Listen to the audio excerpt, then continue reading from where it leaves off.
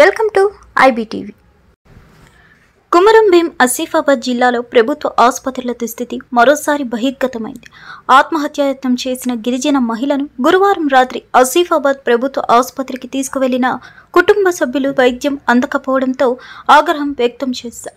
ఈ విషయంపై BRS MLA కోవ లక్ష్మి ఆసుపత్రికి చేరుకొని సిబ్బందిని నిలదీశారు. రోగిని వేరే ఆసుపత్రికి ఎందుకు తరలించలేదని అడగగా అంబులెన్స్ను డీజిల్ లేదని సూపరింటెండెంట్ సమాధానమిచ్చారు. ఈ సమాధానంపై కోవ లక్ష్మి తీవ్ర ఆగ్రహం వ్యక్తం చేసి సొంత డబ్బుతో డీజిల్ పోయించి రోగిని మంచిర్యాల ప్రభుత్వ ఆసుపత్రికి తరలించారు. ప్రభుత్వ వైద్యం రంగాన్ని నిర్లక్ష్యం చేస్తుందని ఆమె మండిపడ్డారు.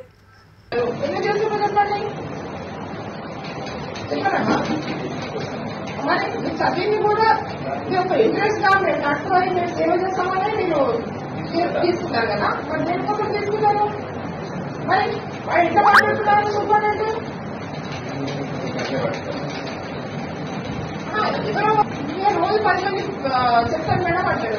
చెప్తారు వెళ్ళాలి కాబట్టి చెప్తారు. ఎందుకు చెప్తారు? నీ పేరు రోజు 10 మంది చెప్తారు.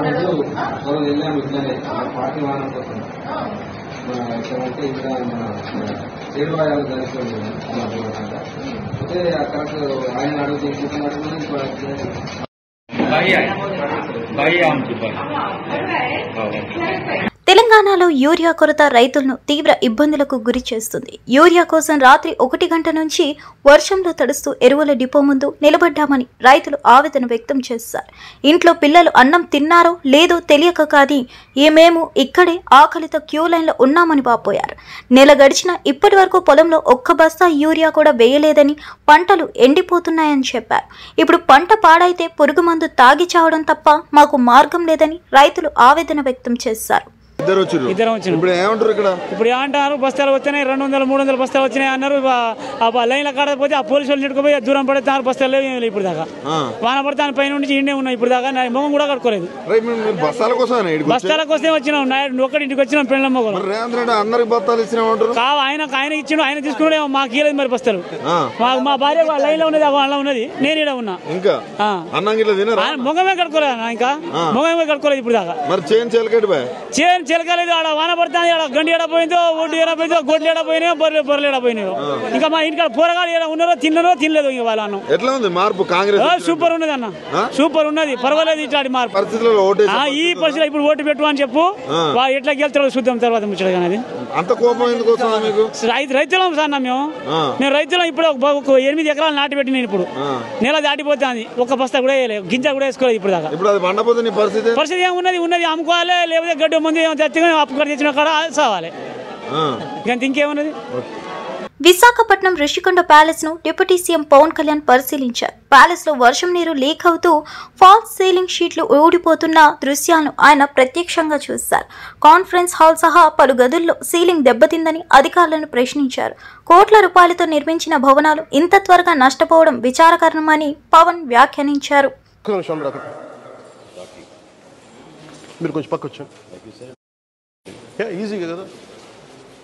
కూర్చున్న వాళ్ళ మీద పడుతుంది. అది కూడా వచ్చేలా టిల్ చేసి tilt up. It's high time we should take a call. You have to put hour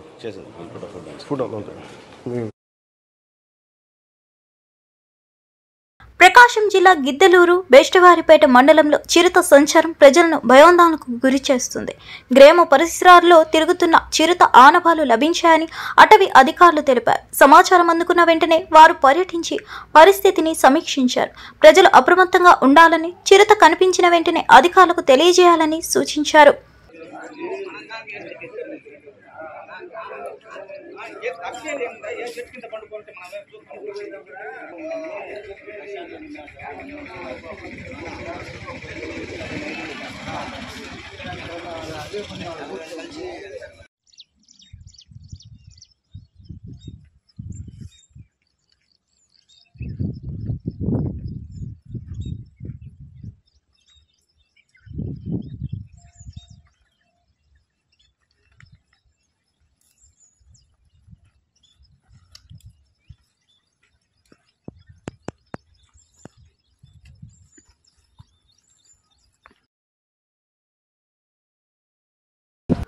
processing రంగంలో ఆంధ్రప్రదేశ్కు అపార అవకాశాలు ఉన్నాయని సీఎం చంద్రబాబు నాయుడు తెలిపారు.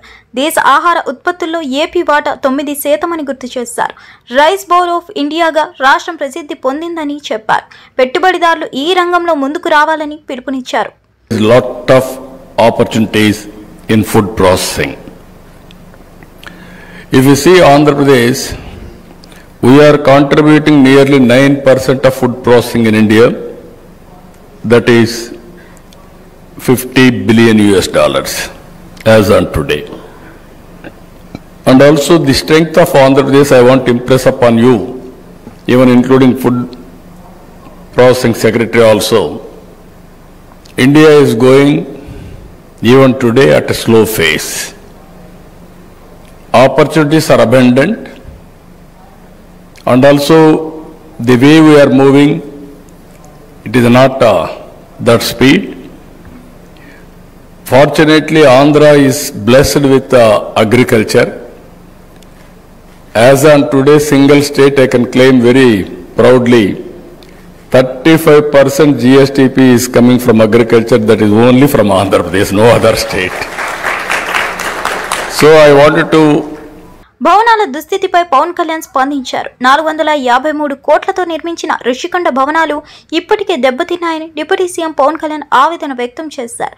పిచ్చు ఊడిపోతున్నాయని, లీకేజీలు ఉన్నాయని వివరించారు. రిసార్ట్స్గా ఉన్నప్పుడు ఏడాదికి 7 కోట్లు ఆదాయం వచ్చేదని, కానీ ప్రస్తుతం కరెంటు బిల్లులకే 15 లక్షలు వెళ్తున్నాయని చెప్పారు. భవనాలను ఆదాయ మార్గాలుగా వినియోగించి దిశగా ప్రభుత్వం ఆలోచిస్తుందని ఆయన తెలిపారు. నీళ్లు లీక్ అవుతున్నాయి. ఇది 2 చేయాలి. ఒకటి బిల్డింగ్స్ అన్ని సేఫ్టీ ఆడిట్ జరగాలి, అదొకటి చర్చించాం. 2 అసలు దీని ఎట్లాగా సేఫ్టీ ఆడిట్ జరిగిన వెంటనే ఎట్లా దీని ఆదాయ మార్గాలు పెంచాలి. మీరు ఎవరైనా సరే వ్యాపారం చేద్దాం అనుకున్న వాళ్ళు కూడా ఇలా గత ప్రభుత్వం ఏం చేసింది, అది వాళ్ళ ముఖ్యమంత్రి కార్యాలయం కింద, వాళ్ళ నివాసం కింద, వారి కుటుంబ నివాసం కింద పెట్టారు. మనం ఆలోచిస్తుంది ఏంటంటే ఇది ఆదాయం. ఇది బీఆర్ఎస్ నాయకుడు మన్నే క్రిషాంక్ ఢిల్లీలోని ఈడీ కార్యాలయానికి వెళ్లి సీఎం రేవంత్ రెడ్డి బామ్మర్దిని సోదా కన్స్ట్రక్షన్స్ పై ఫిర్యాదు చేశారు. కేవలం 7 లక్షల టర్నోవర్ ఉన్న ఈ కంపెనీకి అమృత్ టెండర్లు, సింగరేణి మైనింగ్, దిండి ఇరిగేషన్ కాంట్రాక్టులు ఇవ్వడం పట్ల చట్ట వ్యతిరేకమని ఆయన పేర్కొన్నారు.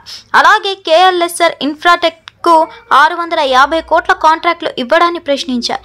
ఈ వ్యవహారాలపై విచారణ జరపాలని డిమాండ్ చేశారు.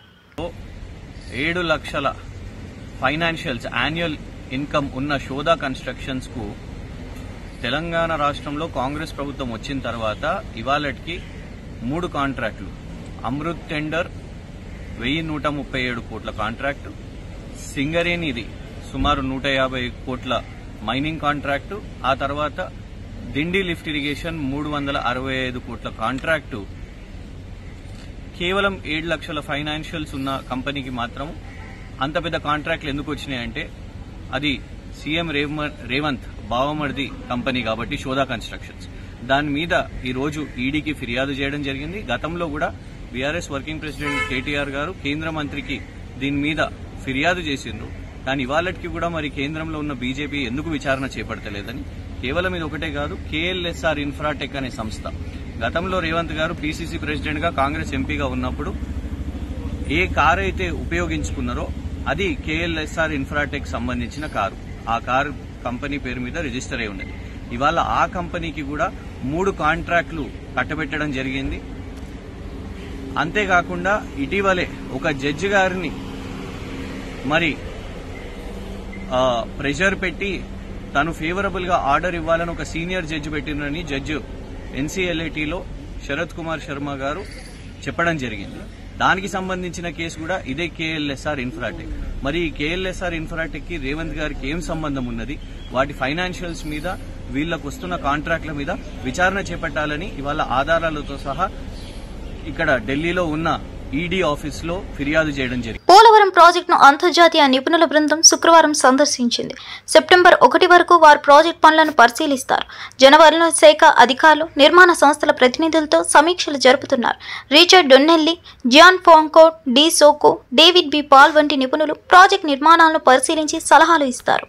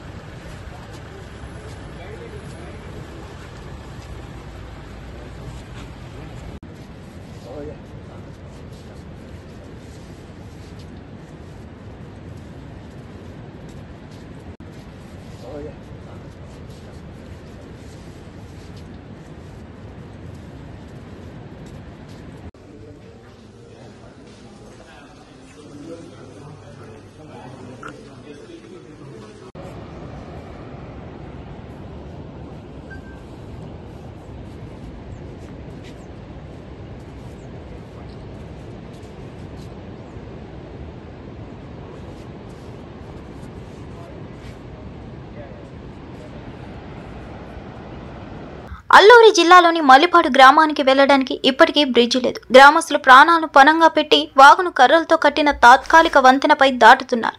వాగు ఉధృతంగా ప్రవహిస్తుండటంతో ప్రమాద భయం ఎక్కువగా ఉంది. ఇప్పటికైనా ప్రభుత్వం శాశ్వత బ్రిడ్జి నిర్మించాలని ప్రజలు డిమాండ్ చేశారు.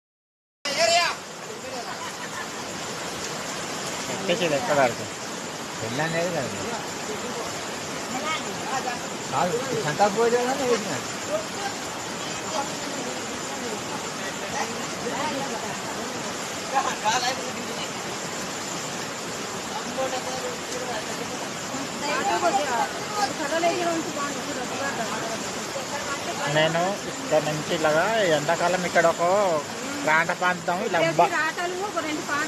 ఈ బడ్డీలా కడదాం అనుకున్నాను. ఎవరికి లేదు నా మాట. దాన్ని మనం వెళ్ళిపోతారు కదా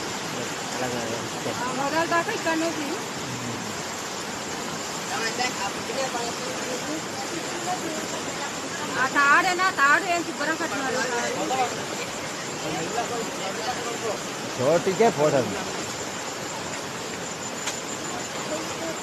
లేవు ఆ కర్రలు లేకపోతే పాత కర్రలను తిరిగిపోతున్నాయి. ఆ కర్రలు తెచ్చి మరి మళ్ళీ అచ్చకరైజ్ కడుతుంది. నేను అప్పుడు దాంట్లో రాయపిల్లం వరకు.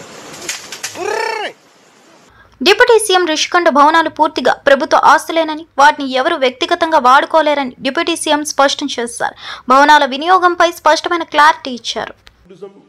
Department property, government of AP property, it's better it should be remain as a AP government property kada undi pao inka deen ammadalu immadalu pettagadu. This prime property deenni endukante government ki konta property like Singapore government. Mahabubabad లో urea కోసం రైతులు ఆగ్రహం వ్యక్తం చేశారు. MLA Murali Naik కార్యాలయాన్ని ముట్టడించారు. అడ్డుకున్న పోలీసులకు రైతులు కాళ్లపై పడి మద్దతు ఇవ్వమని వేడుకున్నారు. ఎమ్మెల్యే బయటకు రావాలని నినాదాలు చేశారు.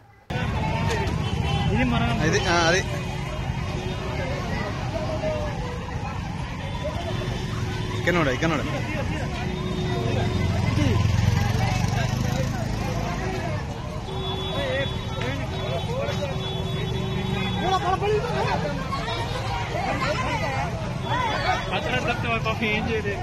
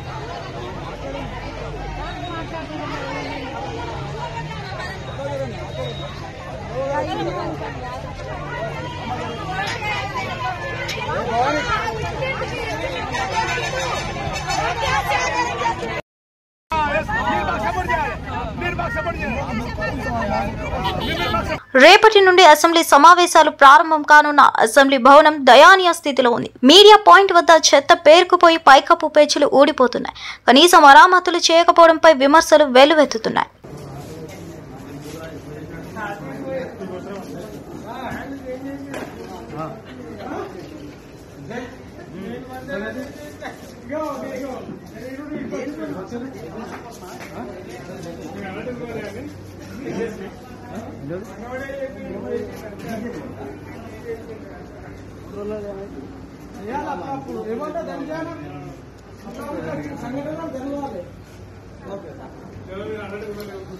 జనసేన ఎమ్మెల్యే సుందరపు విజయ్ కుమార్ సుగాలి ప్రీతి కేసుపై స్పందించారు.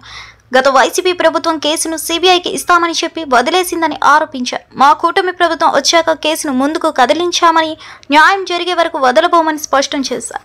ఇలాంటి ఘటనలు మళ్లీ జరగకుండా కఠిన చట్టాలు తీసుకొస్తామని హామీ ఇచ్చారు. వాస్తవానికి మా దగ్గర ఏ పవర్ లేకపోయినా కూడా ఒక ఆడపిల్ల కోసం కర్నూలు వెళ్ళి మోర్ దెన్ 2 lakhs 2 లక్షల పైచీలక ప్రజలతో ఆమెకి సంఘీభావం తెలియజేశాం. ఆ తర్వాత గవర్నమెంట్ నుంచి ల్యాండ్స్ కానీ, ఆవిడికి సపోర్ట్ కానీ, భర్త భార్య ఇద్దరికి గవర్నమెంట్ ఉద్యోగాలు కానీ, ఇవన్నీ మరి మా పవన్ కళ్యాణ్ గారు ఆ రోజు జనసేన పార్టీ పోరాటం ఫలితమే.